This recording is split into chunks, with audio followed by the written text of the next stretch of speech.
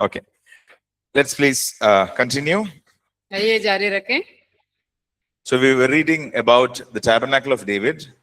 हम जो है दाऊद का तंबू के बारे में पढ़ रहे थे. So tabernacle of David was one of the greatest arrangements for worshipping God because he himself was a worshipper. क्योंकि दाऊद का जो तंबू जो है सबसे महान तरीके से उसे नियोजित किया गया था आराधना के लिए, क्योंकि दाऊद खुद ही एक आराधक था. So God gave him a direction, and this is how they had. So we read through First Chronicles chapter 25, and we get to see all of this. तो यहाँ जो है परमेश्वर के निर्देश के अनुसार उसने इसको बनाए थे. So the word says there were about 288 prophetic singers. तो यहाँ वचन बता रहे हैं कि 288 भविष्यवाणी करने वाले गायक थे. They had 4,000 musicians. 4,000 4,000 संगीत बजाने वाले थे. And they took turns to minister. और वो जो है बारी बारी से सेवकाई करते थे. So what we learn about the time of David's time of worship is he appointed people to worship God 24/7. तो यहाँ दाऊद के तंबू से हम क्या सीखते हैं कि आराधना के बारे में दाऊद जो है लोगों को इस प्रकार से नियुक्त करके रखा था कि वो 24 घंटों 7 दिन आराधना करें. Not only 40 minutes on a Sunday. केवल रविवार के दिन 40 मिनट के लिए आराधना थी, ऐसा नहीं. But this is how it was. Like they were 24/7 every day, every night. ये इस प्रकार से था, हर दिन हर रात 24 घंटे. And so he had a lot of these people, as we said, about 4,000 musicians, 288 prophetic singers. So they used to take turns. तो उनके पास इतने लोग थे, जैसे हमने कहे थे कि 4,000 संगीत बजाने वाले और 288 जो है नबूवत करके गाने वाले. So if a person take maybe 1 hour or 2 hours a day, then 12 people needed for a day. तो ये जो है 1 घंटे के लिए 2 घंटे के लिए 12 लोग इस प्रकार से आते थे. But they had plenty of musicians because they have many instruments. So it's a big nation, many people. So this is how it was. क्योंकि वो बड़ा एक राज्य था और उनके पास बहुत थे और इस प्रकार से ये होता था. And all of these verses tell us that they were very skilled in their music. और इन सारे शब्द वचनों में हम देखते हैं कि वो बहुत ही संगीत में कौशल भरे थे. Can you read verse 7? This is First Chronicles 25 verse 7. पहला इतिहास का 25वां अध्याय का 7वां वचन. So the number of them with their brethren who were instructed in the songs, meaning they knew how to sing. They were instructed in the songs of the Lord. All who were skillful, and was 288. और 7वां वचन, इन सबों की गिनती भाइयों समेत जो यहोवा के गीत सीखे हुए और सब प्रकार से निपुण थे 288 थे. So they were skillful musicians. वो बहुत ही निपुण थे. And they used to have worship leaders or somebody who would lead. They were leaders. और उनके पास जो है आराधना अगुवे थे जो उनको अगुवाई करते थे. And they would decide what all songs they should sing, what kind of theme they should follow, all of it. और उनके पास ये निर्णय लेते थे किस गीत को गाना है, किस विषय को लेना है, इस प्रकार से. But also we see that they were prophetic singers, meaning they used to declare the word of God as they were singing. और यहाँ हम देखते हैं कि भविष्य सूचक गायक जो है जैसे ही वो आराधना करते हुए जो है परमेश्वर के भविष्यवाणी के शब्द बोलते थे. So these words sometimes come out of songs. ये जो वचन जो है कभी-कभी गाने के रूप में आती थी. And that's how we have the book of Psalms. इसलिए हम जो है हमारे पास जो है भजन का किताब है. Like many psalms in the book of Psalms were written like that as a prophetical song. भजन के जो जितने भी हम भजन पढ़ते हैं उनमें से कई सारे जो है इस प्रकार से भविष्यवाणी की गीतों के द्वारा ही है. So some of the psalms we would see in the title, it is in this raga. तो कभी-कभी किसी भजन में हम देखते हैं कि उनका शीर्षक में दिया रहता है कि ये इस समय का है. That's what kind of music it is. Some songs are called as songs of ascension. When they come to worship God, they used to sing. किस प्रकार का ये भजन है, इस प्रकार से उस शीर्षक में लिखा रहता है. कुछ भजन जो है स्वर्ग आरोहण का है. Right. So so all of these came out from a place of receiving from God. ये सारे गीत जो है उस जगह से उन्होंने प्राप्त किए हैं जहाँ परमेश्वर से प्राप्त करने की उस वहां से। And then later we see that, after some years, many years later, this was destroyed. Solomon's temple was destroyed, and this kind of worship ceased. हम देखते हैं कि काफी साल बाद जो है इस मंदिर को जो है नष्ट कर दिया गया और ये जो है बंद हो गई थी। And many centuries later, in the book of Acts, chapter 15, और कई सदियों बाद प्रेरितों के काम 15वें अध्याय में हम देखते हैं। now James is saying this, Apostle James, जो प्रेरित याकूब जो है इस बात को कह रहा है in Acts chapter 15, verse 16. और प्रेरितों के काम 15 अध्याय का 16वां वचन, He quotes from the prophet Amos. वो जो आमोस की जो किताब है उसमें से वो उद्धृत कर रहा है। Verse 16 says, "And after this I will return and will rebuild the tabernacle of David." और वहां ये बताने कि इसके बाद मैं फिर आकर दाऊद का गिरा हुआ डेरा उठाऊंगा। So this is God's plan, that what was destroyed would be rebuilt. ये परमेश्वर की योजना है कि जो नष्ट किया गया उसको फिर से पुनः निर्माण किया जाए। So then later, centuries down the line, we see that there were many prayer movements which happened across the world, including 24/7 prayers.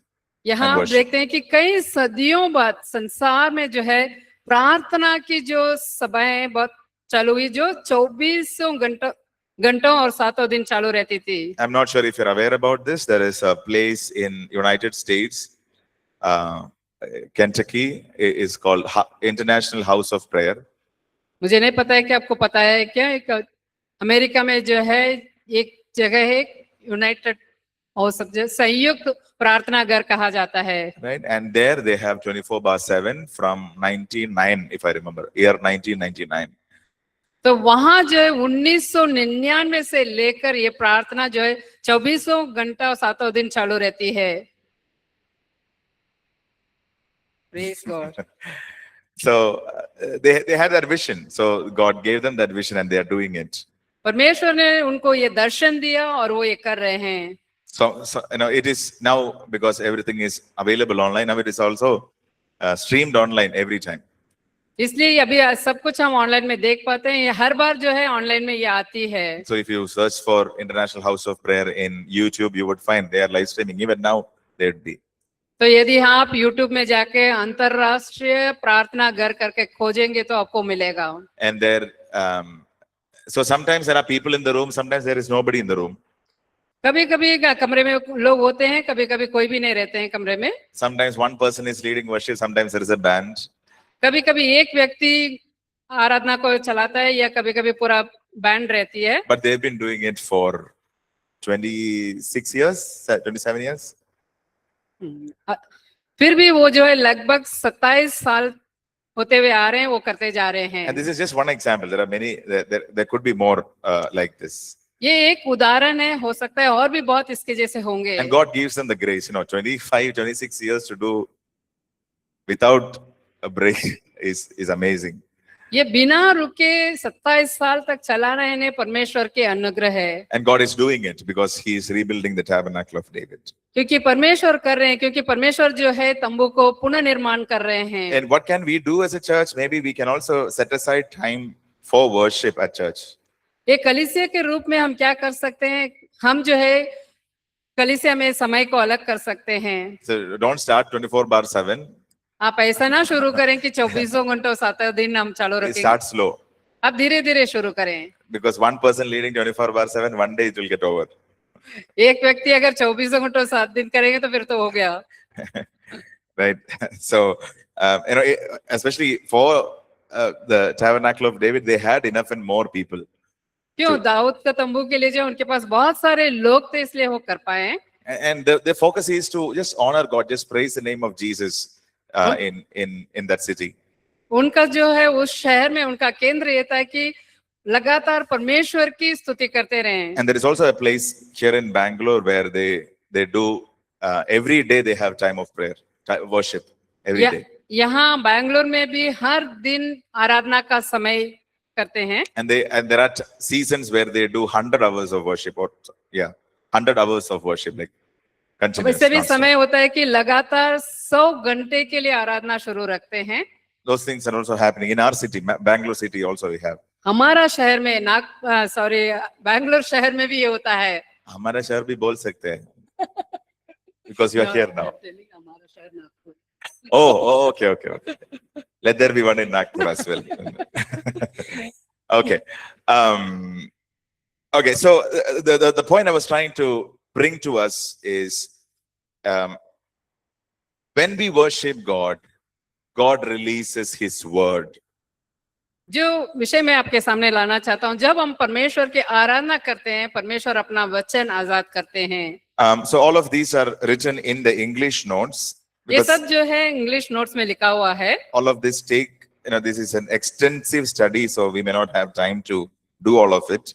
हमारे पास समय नहीं है सारा करने के लिए, But I'll give you one brief of this. लेकिन इसका सारांश मैं आपको बताऊंगा। We also have a publication called Understanding the Prophetic, हमारे पास एक किताब है जो भविष्यवाणी को समझना, and you can take it from the library. It talks a lot about prophetic and also receiving prophetic word during worship.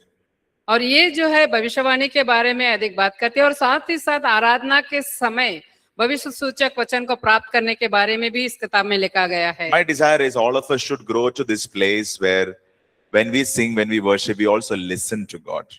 मेरा इच्छा है ये है कि हम सब जब भी हम आराधना करते हैं, परमेश्वर की स्तुति करते हैं, हम सब ये भी करें कि परमेश्वर से सुन सकें। So Romans chapter 8 verse 16 says, the Spirit of God bears witness with our spirit. रोमियो 8वां अध्याय का 16 वचन ऐसा बता रहा है कि परमेश्वर का आत्मा हमारे आत्मा के साथ गवाही देता है। Romans 8:16. रोमियो 8वां अध्याय का 16 वचन। So when we worship God, we can expect the Spirit of God to speak to our spirit. इसलिए जब हम आराधना करते हैं तो हम इस बात की अपेक्षा कर सकते हैं कि परमेश्वर की आत्मा हमसे बात करेगी। So the word used there is the Spirit bears himself with our spirit, that we are the children of God. यहाँ ऐसा बताया गया कि परमेश्वर का आत्मा जो है हमारे आत्मा के साथ गवाही देता है कि हम परमेश्वर के संतान हैं। Right? So there is a witness, meaning what does a witness do? Witness would tell what he sees. तो गवाही क्या होता है? गवाही वो होते हैं जो वो देखते हैं, वो बताते हैं। Yes or no? हाँ या नहीं? So whatever a witness sees in the court, he says that whatever he has seen. जो गवाही क्या होते हैं, उन्होंने जो देखा है उसके बारे में बताते हैं। So the Spirit of the Lord knows everything. परमेश्वर के आत्मा सब कुछ जानता है। And then we also read this in 2 Corinthians chapter 2, that the Spirit searches all things, the deep things of God. और दूसरा कोरिन्थियों के दूसरा अध्याय में ऐसा लिखा है, परमेश्वर के आत्मा सब बातों को जांचता है। So the Spirit of God knows everything. He knows deep things of God. परमेश्वर के आत्मा जो है सारी बातों को जानता है। First Corinthians 2. पहला कोरिन्थियों दूसरा अध्याय And verse 13 onwards, but this is specifically verse 10 and 11. 10. But God has revealed them to us through His Spirit, for the Spirit searches all things, yes, the deep things of God. So the meaning is the Holy Spirit knows the things of God. इसके मतलब जो है पवित्र आत्मा जो है परमेश्वर के बातों को जानता है। Anyone who needed reference, 1 Corinthians 2:10.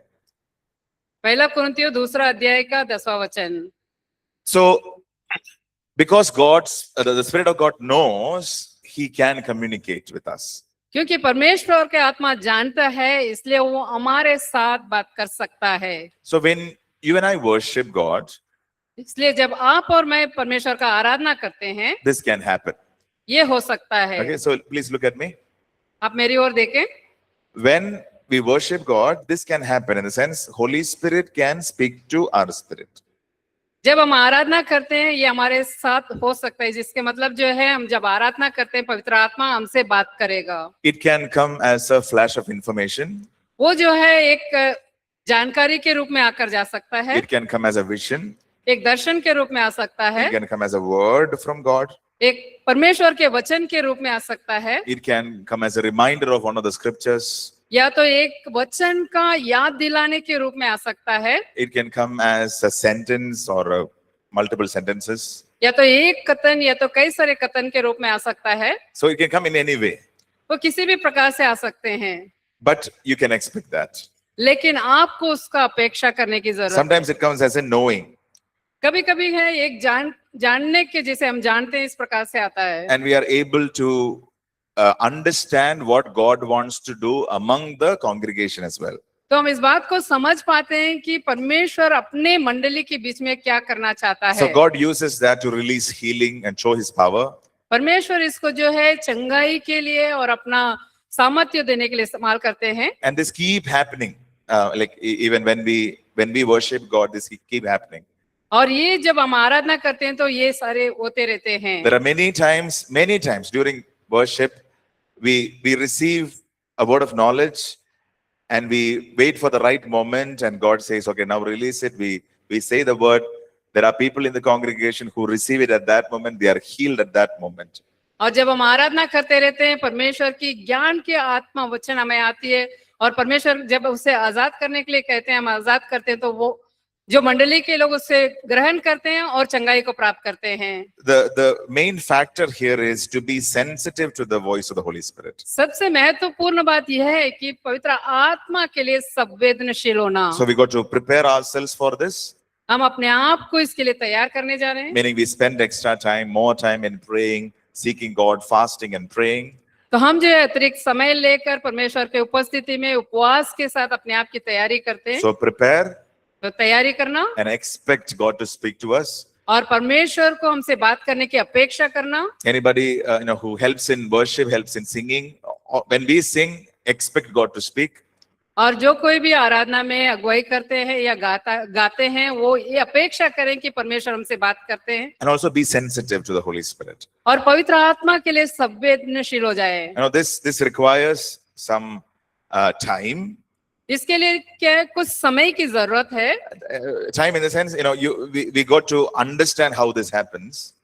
Time का मतलब जो है इसे समझने के लिए कुछ समय लग सकता See, for है। example, if a person is playing an instrument and singing, और उदाहरण के लिए एक व्यक्ति जो है अपना वाद्य बजा रहा है और गा रहा है, and now he'll have to focus on what he's playing, he'll have to focus on what he is singing and how he is singing and also how he is playing. और जब वो वाद्य बजाकर अगर गा रहा है तो उसे इस बात पे ध्यान देने की या केंद्रित होने की जरूरत रहती है, वो किस प्रकार से बजा रहा है और किस प्रकार से गा रहा है। And also read the room और लोगों को भी देखना and also listen to the Holy Spirit. और साथ ही साथ पवित्र आत्मा के सुनना। Right? So many things are happening. और बहुत सारी चीजें हो रही है। In all of this, we got to worship also. और इन सारे होने के बावजूद हम जो है परमेश्वर की आराधना भी करना है। So it requires some amount of, we would say practice, but depending on the Holy Spirit. हम इसके लिए जो है कुछ जो हमारी जो है अभ्यास की जरूरत है, लेकिन पवित्र आत्मा पर निर्भर होकर। But listen to what God is saying. लेकिन परमेश्वर क्या कह रहे हैं उसे सुने। Sometimes we plan for a set list. हम कभी कभी कुछ चीजों को अपने क्रम अनुसार बना के We रखे start रहते हैं। singing, we follow the set list, and suddenly the Holy Spirit may lead to a different direction. तो कभी कभी हमारी जो हमने नियम बना के रखे इस प्रकार से हमें जो सूची बनाए हैं, तब परमेश्वर पवित्र आत्मा जो है हमें अलग दिशा में ले जा सकते हैं। So the norm is to stick to what we have prepared. और जो उसकी नियम जो है हमने तैयारी की उसमें बने रहें। But even at that moment, be sensitive to the Holy Spirit to move in that direction. लेकिन उस वक्त भी हम परमेश्वर पवित्र आत्मा के लिए संवेदनशील रहें और उस ओर में मुड़ें। And musically, we have to be inclined because however the Lord is leading, we also have to communicate with the team. तो जैसे ही संगीत के तौर पे भी जैसे जैसे परमेश्वर हमारी अगुवाई करते हैं, तो हमारे टीम के साथ भी उसको बांटें। And also, it is important to be sensitive to the songs that God is giving. और साथ ही साथ परमेश्वर हमें जो गीत दे रहे हैं उसके लिए भी संवेदनशील रहें। Sometimes we are just worshiping God and new words come, new words.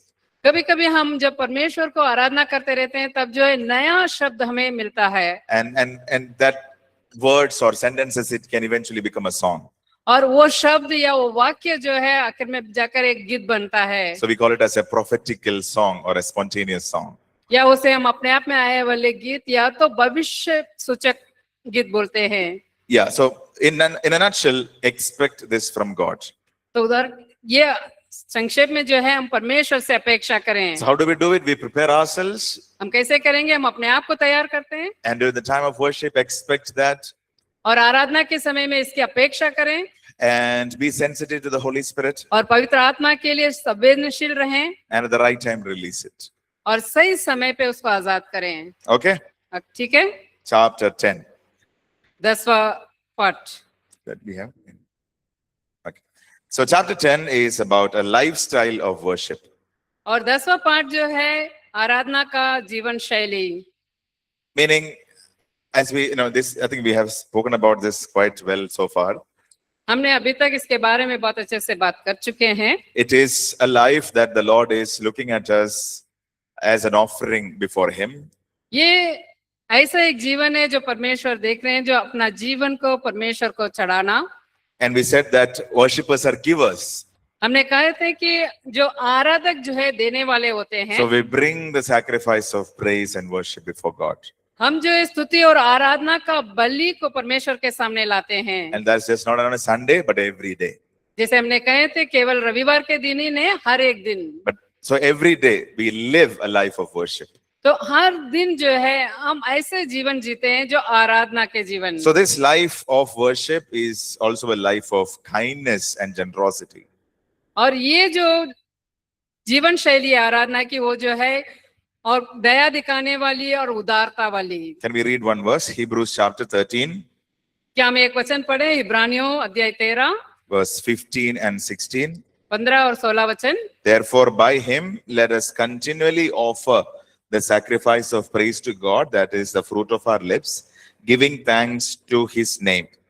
But do not forget to do good and to share, for with such sacrifices God is well pleased.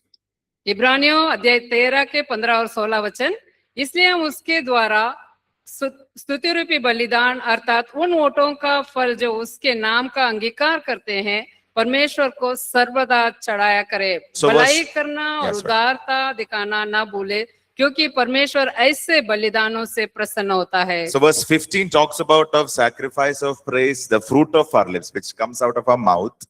तो यहाँ 15 वचन जो बता रहे हैं कि जो स्तुति रूपी बलिदान के बारे में जो हमारी ओटों से आती है। It also talks about sacrifices to God as kindness, as our generosity. तो यहाँ जो है परमेश्वर के बलिदान के रूप में हमारा दया का स्वभाव और उदारता का स्वभाव के बारे में बता रहा है। Did you see that? क्या आप देख रहे हैं? So verse 15 says, sacrifice of praise to God, that is fruit of our lips, meaning it comes out of our mouth. We Sing. sing. तो यहाँ जो है स्तुति रूपी बलिदान अर्थात उन ओटों का फल जो हम गाते हैं। And now verse 16 says, but do not forget to do good and to share, meaning that is another kind of a sacrifice. तो यहाँ जो है और एक प्रकार का बलिदान के बारे में बताया गया है कि भलाई करना और उदारता दिखाना। So everybody say, do good. इसलिए हर एक कहें कि भलाई करें। So be generous in our words. हमारे शब्दों में उदार रहें। Be kind to others with our words. हमारे वचन के द्वारा दूसरों के साथ हम दया के साथ रहें। So we speak the truth. हम सत्य को बात करें। We strengthen each other. Be kind with the words. एक दूसरे को बल दें और अपने वचन से उन्हें बढ़ाएं। And be kind to others in our actions. और हमारे कार्य द्वारों भी दूसरों को अनुग्रह दिखाएं, दया दिखाएं। And be kind to others. I mean, we help each other. हम एक दूसरे की सहायता करें। And we be generous with our resources. और हमारी जो संसाधन है उसमें से हम बहुत उदारता से रहें। And we give people our time. We can share our resources. The skills that we have learned, we can teach people. जो हम लोगों से मिलते हैं तो जो हमारे पास जो है उसको उनके साथ साझा कर सकते हैं। हम जो सीखे उनके साथ उन्हें साझा कर सकते हैं। Not being selfish. Oh, everything is mine. I'm not going to share with anyone. ये ऐसा नहीं होना चाहिए कि सब कुछ मेरा है, मैं किसी को नहीं दूंगा। Because the word of God says God loves a cheerful giver. क्योंकि परमेश्वर का वचन कहता है कि हर्ष से देने वाले से परमेश्वर प्रसन्न होता है। Can you say this word with me? God loves a cheerful giver. क्या आप ये मेरे साथ कह सकते हैं? हर्ष से देने वाले से परमेश्वर प्रसन्न होता है। So be generous in giving. इसलिए देने में आप उदार रहें। Be generous in a sense, happily give. उदारता का मतलब कि खुशी से दें। Now, especially Apostle Paul writes about this as part of money. तो यहाँ जब पौलुस जो है पैसे के बारे में बोल रहा है, Money is not the only thing we can give. We can give our time, our talents, our resources. तो यहाँ केवल पैसे के बारे में ही नहीं, हम अपना समय और अपना कौशल और अपना संसाधन भी दे सकते हैं। You help one person, that person will be able to help many more. आप एक व्यक्ति को मदद करेंगे तो वो व्यक्ति जो है और कईयों का मदद कर सकता है। You see, if you know how to play an instrument, teach people how to play instrument. यदि आपको कोई वाद्य बजाना आता है, लोगों को आप सिखाएं कैसे बजाना है। What are we doing? We are imparting what God has given to us. हम क्या कर रहे हैं? जो परमेश्वर ने हमें दिए हैं वो दूसरों के लिए दे रहे हैं। And don't do it. Oh, pastor asked me to do. That's why I'm doing. No. इसलिए ना करें कि अरे पास्टर ने करने के लिए कहा है इसलिए मैं कर रहा हूँ। Cheerfully. हर्ष के साथ, खुशी से। I'm doing it for God. मैं परमेश्वर के लिए कर रहा हूँ। Are you listening? क्या आप सुन रहे हैं?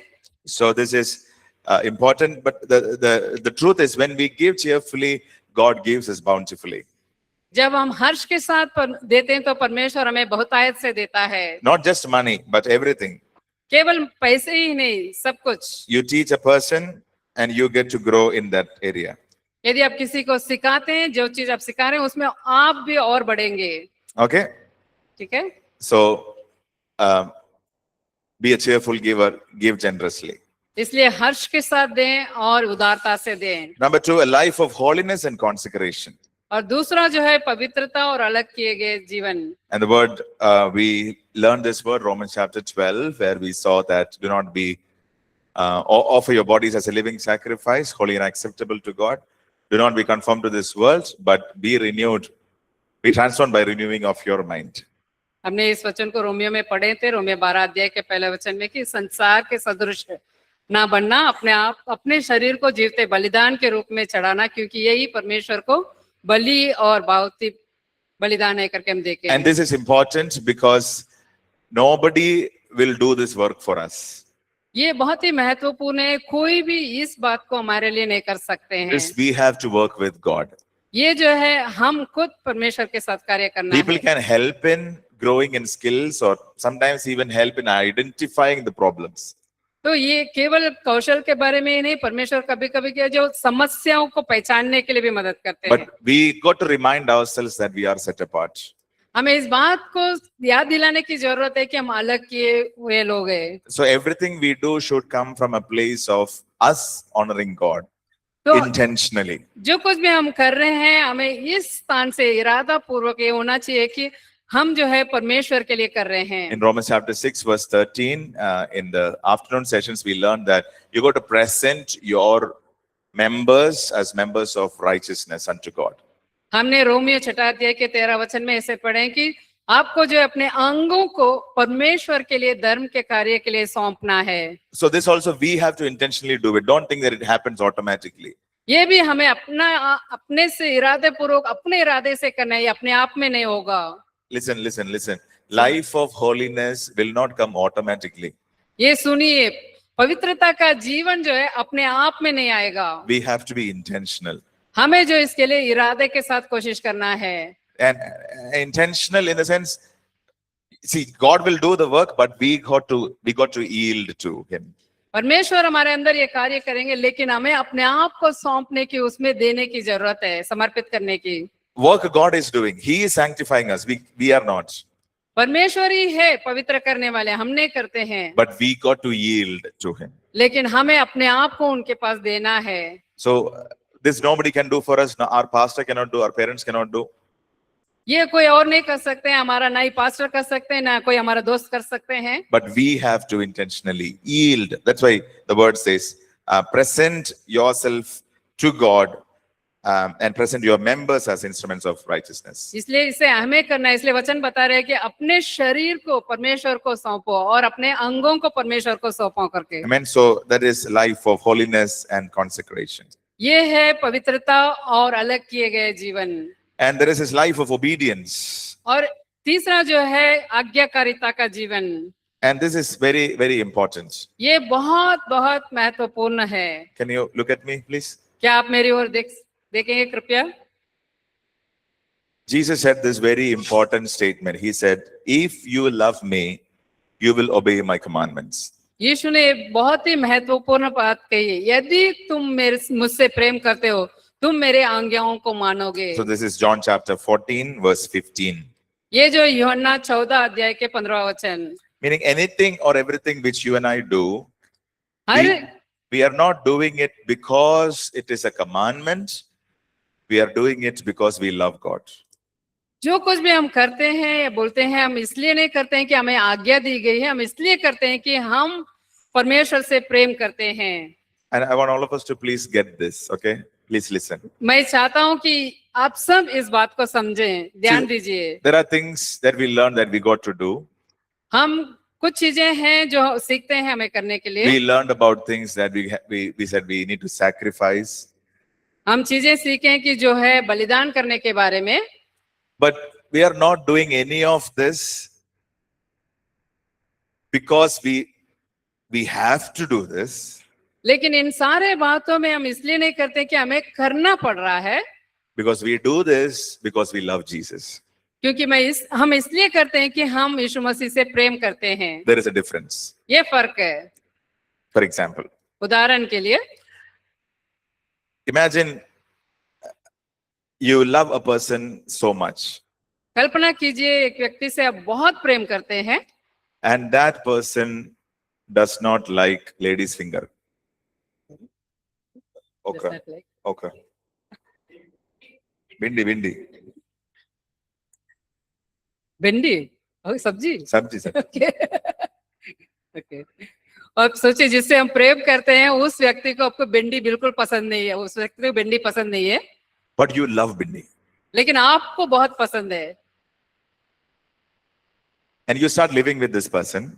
तो आप इसके साथ रहने लगते हैं। Two things can happen. दो चीजें होगी, Either you start eating bindi or they stop eating bindi. दो ही बात होगी, या तो आप उसको खाना शुरू करेंगे जो खा रहे थे, या तो वो खाना बंद करेंगे। And how did this happen? ये कैसा होगा? Because we love that person. क्योंकि हम उस व्यक्ति से प्रेम करते हैं। Why don't you need bindi? I don't need bindi because she doesn't like it or he doesn't like it. तो आप क्यों नहीं भिंडी खाते हो? क्योंकि उसको पसंद नहीं है इसलिए नहीं खाते हैं। We may try it outside when they are not there, but the point is, we come to a place of doing things out of love. विषय है, बात यह है कि हम ऐसे स्थान में पहुंचते हैं कि हम चीजें जो है प्रेम के कारण करते हैं। There are many times, we may have this question: is it right to do it? Is it right to do that? Say like this, do like this. कभी कभी हमारे पास ऐसा सवाल होता है कि क्या हमें ये करना चाहिए, नहीं करना चाहिए, ये कहना चाहिए या नहीं कहना चाहिए। Answer is simple. इसका उत्तर बहुत ही सरल है। You love Jesus. आप यीशु से प्रेम करते हो, Will Jesus love that? क्या यीशु मसीह से पसंद करेंगे? If you love me, you keep my commandments. यदि आप तुमसे प्रेम करते हो, मेरे आज्ञाओं को मानो। And then it becomes easy for us to do तब जो है ये करने के लिए हमें बहुत ही आसान होगा, because it is motivated by love. क्योंकि ये जो है प्रेम के द्वारा प्रेरणा पाया है। What is the difference? If I am not motivated by love, I am always under fear. क्यों इसमें फर्क क्या है? अगर मैं प्रेम के साथ प्रेरणा नहीं पाया तो मैं हमेशा डर में रहता Now, हूँ। if I don't do like this, God will come and consume me, eat me up. यदि मैं नहीं करूँ तो परमेश्वर आएंगे और मुझे भस्म कर डालेंगे, खा डालेंगे। But what about this? I don't want to do it because Jesus doesn't like it. तो इसके मतलब क्या है? मैं इसे नहीं करना चाहता हूँ। क्यों? परमेश्वर यीशु मसीह को पसंद नहीं है। If you love me, keep my commandments. यदि तुम मुझसे प्रेम करते हो तो मेरे आज्ञाओं को मानो। So everything in the new covenant is birthed out of a place of love. तो नया नियम के हर एक बात जो है उस जगह से उत्पन्न होती है, प्रेम के जगह से। And John chapter 14 verse 21 we read, और यूहन्ना 14 अध्याय का 21वां वचन, he who has my commandments and keeps them, it is he who loves me. And he who loves me will be loved by my Father, and I will love him and manifest myself to him. यूहन्ना 14 अध्याय का 21वां वचन,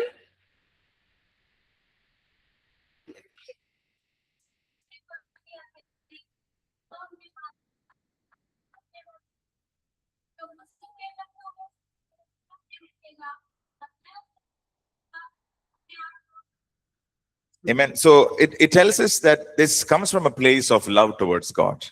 ये जो है ऐसे जगह से उत्पन्न होती है, यीशु मसीह प्रभु के लिए प्रेम के जगह से। And it becomes easy for us to sacrifice, deny, take up the cross, or do a lot of things. It is because I love Jesus. That's why I can do it. It becomes easy. तो ये जो है हमारे लिए आसान हो जाती है, मना करना, नहीं करना, ये सारी बातों को करने, क्योंकि हम यीशु से प्रेम करते हैं।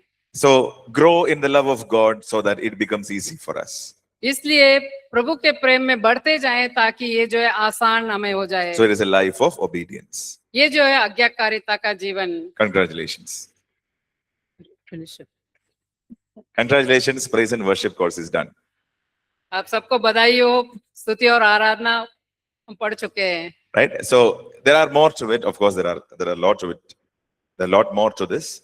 इस और भी अधिक है इसमें। And so I would request you to please go through the notes. Notes में आपको पढ़े, नोट्स को पढ़ें। And grow yourself in the Lord. और अपने आप को प्रभु में बढ़ाएं। Maybe we'll take 5 minutes for questions. Anybody has any questions from day 1 till today? पहले दिन से लेकर आज तक आपके पास कोई सवाल है, पूछ सकते हैं। And after that, we'll take some time to worship God. इसके बाद हम थोड़ा समय लेकर परमेश्वर की आराधना करेंगे।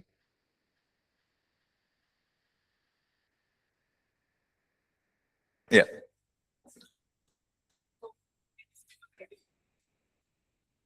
Writing song. Writing songs. So God can give us songs. परमेश्वर हमें गाना दे सकते हैं। So some very simple tips. We read this in Colossians chapter 3 that you make melody in your heart. तो हम देखते हैं कि अपने मनों में आप जो है गीत गाएं। Right? Making melody in your heart. So the Holy Spirit can give a melody in our heart. पवित्र आत्मा जो है हमारे मन में जो है राग दे सकते So हैं। usually songwriting happens in 2 ways. Either first we get a melody and then we add lyrics to it, or sometimes we get a lyrics, then we put melody to it. हमेशा ऐसे एक बार होता है कि हमें पहले राग मिलता है, फिर उसका वचन शब्द मिलता है, या तो पहले शब्द बोल मिलता है, उसके बाद हम उसके लिए राग बनाते हैं। So it is good to be sensitive to both. इसलिए ये अच्छी बात है कि हम दोनों के साथ संवेदनशील रहें। Now musically, if you see, maybe you are playing a chord progression. आप सोचिए संगीत बजा रहे हैं तो आप अपना कॉर्ड के इसमें लगे हैं। Right? So maybe you're playing multiple chords and you're playing a chord progression. And at that time, God gives a melody और जब just आप in line with what we are playing. Word जब आप बजाते रहते हैं उस समय जो परमेश्वर एक राग आपको देते हैं। And just continue pondering on that, and slowly the Lord will add words to it. तो जब आप उसको ध्यान में देखते हुए सोचते हुए उसको अपना लगातार बने रहेंगे, उसके लिए परमेश्वर शब्द देंगे, बोल देंगे। Or some other time you are sitting simply and you get a revelation of God's word. आप या तो बैठे हैं, परमेश्वर का वचन का प्रकाशन को पाए हैं, And sometimes the Lord tells us, okay, move into that place of writing this as a song. और परमेश्वर आपसे कहते हैं कि गीत लिखने के उस स्थान में पहुंचे। So maybe we'll just write a few lines and wait on the Lord for melody. और कुछ जिन वाक्यों को आप लिख लें और परमेश्वर के लिए इंतजार करें उस राग के लिए। And there are even times that God gives one person lyrics and another person is able to put melody to it. या कभी ऐसा होता है कि एक व्यक्ति को परमेश्वर उस गीत का बोल देते हैं, दूसरा व्यक्ति को उसका राग देते हैं। So now if you're talking about a spontaneous song, जब हम जो है अपने आप में उत्पन्न होने वाली गाने के बारे में बात करते yeah, हैं, so उस समय when we say spontaneous song, maybe you're singing in a congregation setting and that time God gives a song. या अपने आप में यानी कि जब आप आराधना के साथ समूह में गा रहे हैं उस समय परमेश्वर एक गाना आपको दे रहे हैं। So we most likely that would be in the same chord pattern what we are playing. जो Same. आमतौर पे होता है कि जिस कॉर्ड उस समय बजाई जा रही है उसी के अनुसार रहती है। So just continue sticking to the same progression और उसी के साथ आप बने रहें and sing, hum the melody, और हाँ उस गाने राग के साथ, and then the people in the team gets to understand, okay, this is where we are going. और जो टीम के लोग जो है समझने लगते हैं कि हाँ यहाँ से हम होकर जा रहे हैं। And sometimes God adds word, you sing that, and the team understand it, they start singing it. Then people understand it, they start singing it. और परमेश्वर और आपको शब्द देते हैं और आप गाने लगते हैं और आपका टीम समझता है और लोग समझने लगते हैं और गाने लगते So हैं। there is a spontaneous song. You're in a congregation and the song comes. और आप सभा में है, सामूहिक आराधना में है, उस समय परमेश्वर आपको गाना दे रहे हैं। But there can also be time when you are sitting personally praying to God, and that time God gives a song. और ऐसे भी समय होता है कि आप व्यक्तिगत रूप में परमेश्वर के समक्ष बैठे हैं और और परमेश्वर आपको गाना दे रहे हैं। Or maybe you're traveling in a bus and suddenly one song comes. या तो आप बस में यात्रा कर रहे हैं, अचानक आपको एक गाना आ गई। Maybe you're taking a shower and a song comes. It can come anytime. आपके नहाते हुए भी आपको एक गाना आ सकते हैं, वो कभी भी आ सकता The है। best thing to do is try and record as early as possible. और इसलिए जब भी है आप ये कोशिश करें, जब भी आपको आए तुरंत वो लिखने की कोशिश करें। So go to your phone or wherever, record it. Just hum it, record it, keep it. और आपके फोन में या किसी में भी आपको थोड़ा सा गाएं और उसको रिकॉर्ड करके रख You can लें always go back to that. और फिर से उसमें जाएं आप। But unfortunately, what happens is many times, we get a song, it just goes somewhere else because we did not store it well. दुख की बात यह है कि हमें गाना मिलती है, फिर हमें उसे क्या हम रिकॉर्ड करके नहीं रखते हैं, इसलिए वो कहीं और चला जाता है। And there is more to it. There's one more point. Like whenever we write a song, make sure that it is according to the word of God. और एक बात को ध्यान रखें, जब भी हम गाने को लिखते हैं, इस बात को सुनिश्चित कर लें कि वो जो गाना है परमेश्वर के वचन के सुसंगत में रहें, So that everyone can sing. Right? ताकि वो हर एक लोग गा पाए। So we should be careful about the doctrine of the song. There's a lot more to writing songs. इसलिए गाना लिखने में जो है परमेश्वर की जो सिद्धांत है उसमें बने रहें। So at APC Bible College, we have two subjects on this. One is praise and worship in first year, and third year we have worship ministry. So in these two lessons, I think in one of them, I think in third year itself, they have a separate section on this, writing songs. हमारे पास Bible college में जो है 2 साल में, पहले साल में स्तुति और आराधना का एक विषय है और तीसरा साल में जो आराधना का एक विषय है उसमें शायद गाना लिखने के बारे में सिखाएंगे। So what I shared is that 3 hours in 3 minutes. 3 घंटे में जो बोला मैं खुद। Okay. Any other questions? कोई और सवाल?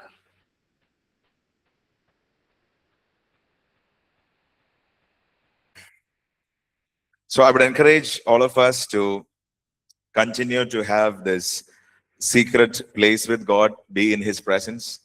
मैं आप सबको प्रोत्साहित करता हूं कि लगातार परमेश्वर के उपस्थिति में, गुप्त स्थान में, रहस्य स्थान में रहने के बने रहें Continue to worship God by ourselves और लगातार अपने आप परमेश्वर का आराधना करते रहें and encounter the presence of God.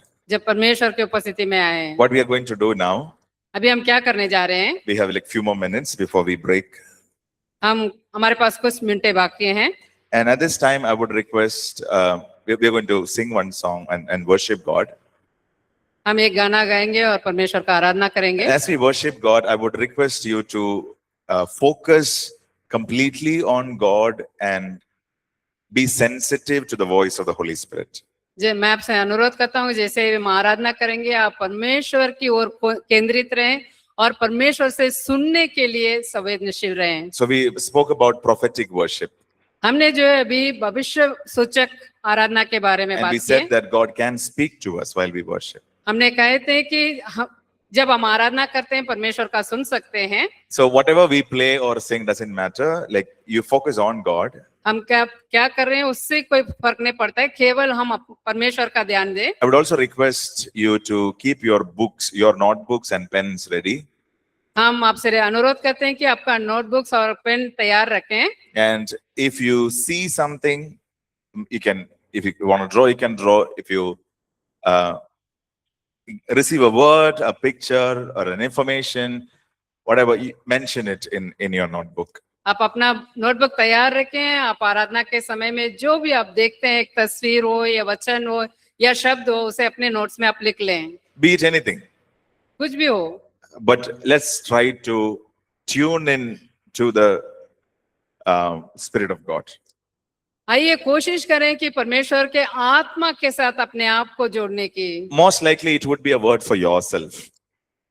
अधिकतर समय पे ये वचन जो है आपके लिए हो सकता है। Before we begin, let's please pray and ask God to speak to us. शुरू होने से पहले आइए हम प्रार्थना करें और परमेश्वर से कहें कि वो हमसे बात करें। I would also request everyone online to do the same thing. We'll be spending this time for that. हम ऑनलाइन में जुड़े लोगों से भी अनुरोध करते हैं कि आप ऐसे करें। So you also please have your notebook with you and be ready to write down what the Lord is speaking to you.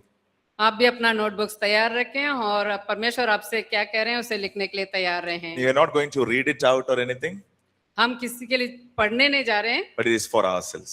ये हमारे लिए है। So you can please stand wherever you are जहाँ कहीं भी आप है खड़े हो जाएं, and fix our eyes on Jesus अपना आंखों को यीशु की ओर लगाएं, and look unto God परमेश्वर की ओर देखें and tell the Lord, Lord, speak to me. और परमेश्वर से कहें कि परमेश्वर मुझसे बात कीजिए। I want to hear from you. मैं आपसे सुनना चाहता हूँ। I want to listen to you. मैं आपसे सुनना चाहता हूँ। Give me something, God. मुझे कुछ दीजिए प्रभु। Maybe a word, a picture. I'm listening, God. I'm here. मैं आपका सुन रही हूँ पर हूँ। Come on, please talk to him. आइए कृपया उनसे बात करें। Everybody here, please talk to him. हर एक जन जो यहाँ है उनसे प्रभु से बात करें। If you'd like to move from your chair, you're free to do that. If you want to go behind, you can do that. आप अपने कुर्सी से हटकर पीछे जाना चाहते हैं, आप जा सकते हैं। And let's take some time to just look unto God. आइए कुछ समय लेकर परमेश्वर की ओर देखेंगे। Everybody, please take some time, pray. You आइए can- हर एक जन प्रार्थना में है। if you feel like lifting up your hands, you can do that. Let's go ahead. Tell the Lord, speak to me, God. आप All परमेश्वर of से us. कहें। Let's desire. आइए फिर इच्छा रखें।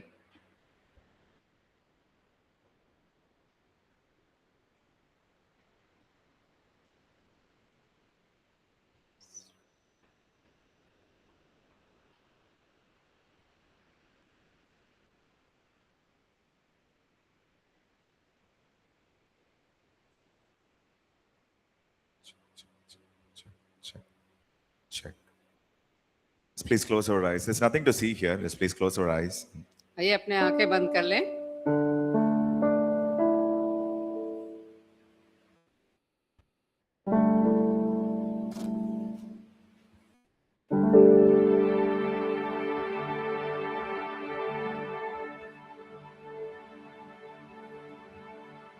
Let's ask the Lord to speak to us personally.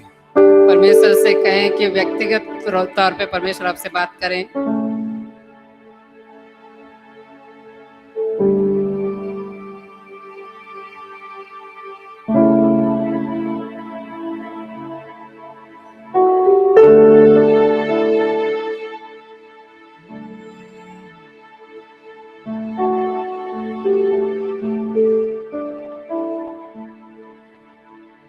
We need you, Holy Ghost.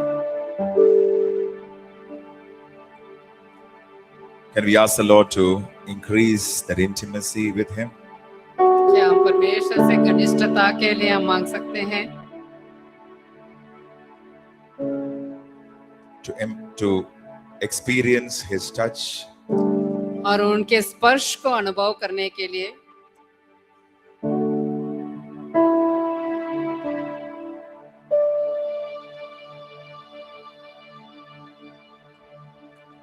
कुछ नहीं चाहिए खुदा, बस तू ही तो चाहिए। कुछ नहीं चाहिए खुदा, बस तू ही तू चाहिए। कुछ नहीं चाहिए खुदा, बस तू ही तू चाहिए,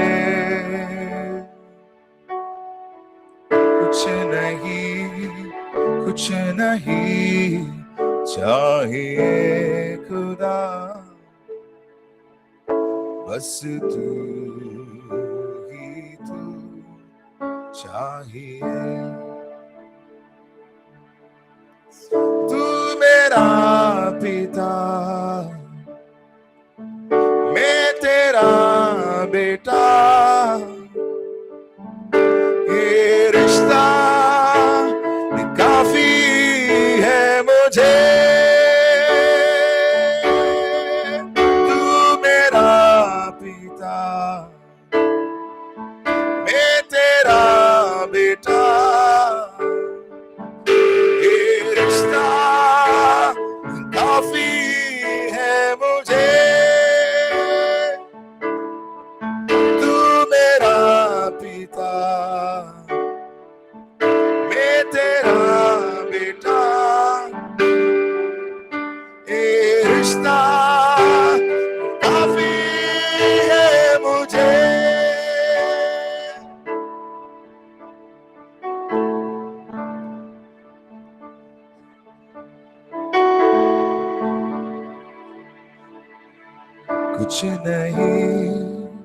कुछ नहीं चाहिए खुदा, बस तू ही तू चाहिए। कुछ नहीं चाहिए खुदा, बस तू ही तू चाहिए।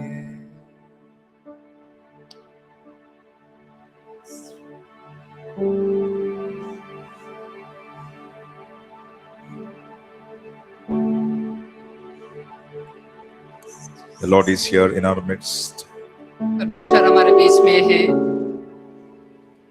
The Lord is ministering to us. परमेश्वर हमारे बीच में सेवकाई कर रहे हैं। Is received from Him.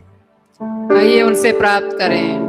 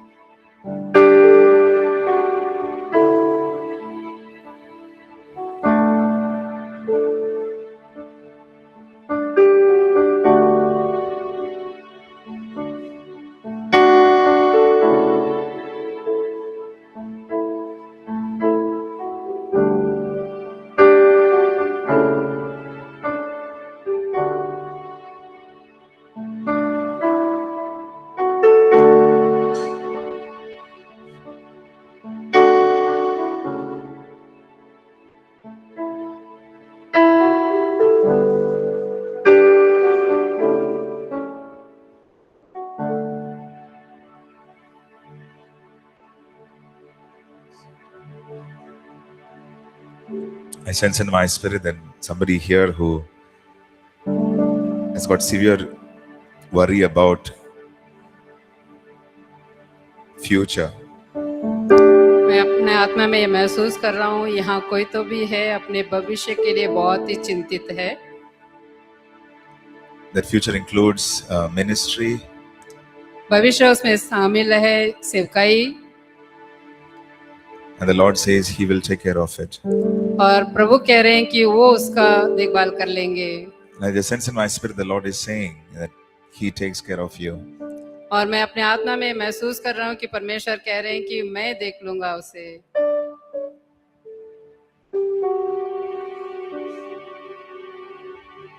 I also sense in my spirit that some burdens are being rolled away right now.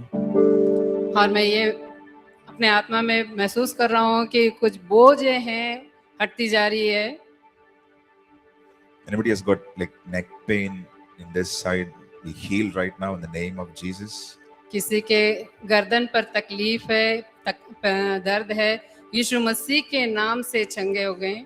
Now in the name of Jesus, be healed.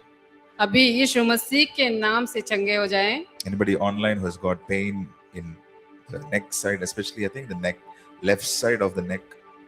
Online में जुड़े हुए भी आपके गर्दन में खास कर आपके बाएं तरफ में दर्द के महसूस कर रहे हैं, Be healed in the name of Jesus. यीशु मसीह के नाम से चंगे हो जाएं।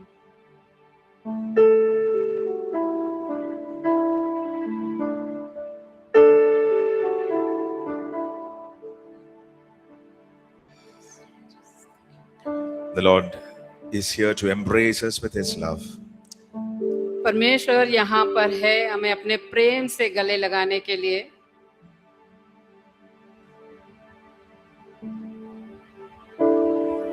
Let's embrace that. Let's receive it.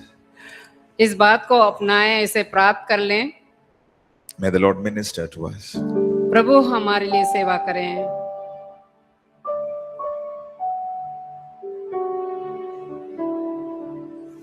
तू मेरा पिता, मैं तेरा बेटा, ये रिश्ता काफी है मुझे। तू मेरा पिता, मैं तेरा बेटा, ये रिश्ता काफी है मुझे।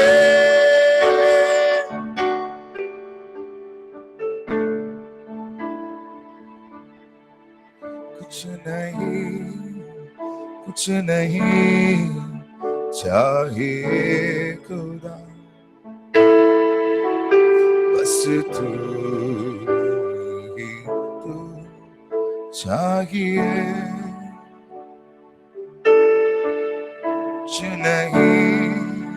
कुछ नहीं चाहिए खुदा, बस तू ही तू चाहिए। Lord, we need you प्रभु हमें आपकी जरूरत है। more than the air we breathe.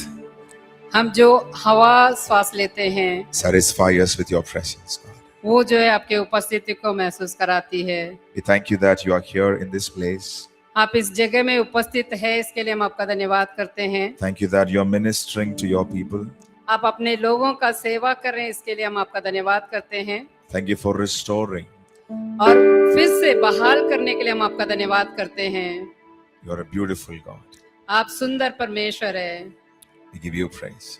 हम आपका स्तुति करते हैं In Jesus' name. यीशु के नाम में, Amen. आमीन। Is there anything that you wrote down or God spoke to you? क्या आपने कुछ लिखा है, परमेश्वर ने कुछ आपसे बात किए हैं? And you can maybe if it is okay with you, you can discuss among yourselves. यदि आपके लिए ठीक है तो आप आपके बीच में उसका चर्चा कर सकते हैं, But just continue to be sensitive to God. लेकिन लगातार परमेश्वर के लिए संवेदनशील रहें। In case if you did not receive anything, don't worry. यदि आपने कुछ प्राप्त नहीं किया तो आप चिंता ना करें, May the Lord minister to us और हो कि प्रभु हमारी सेवा करें। and continue to ask the Lord to speak. हम लगातार परमेश्वर से कहेंगे कि वो हमसे बात करें। Amen. आमीन। All right. Thank you and have a good lunch. I'll see you in the afternoon. धन्यवाद, आपका अच्छा दोपहर के भोजन हो। दोपहर में देखेंगे, आपसे मिलेंगे। थैंक यू सर, जय मसीह जी। Thank you. Thank you. Praise the Lord. Thank you.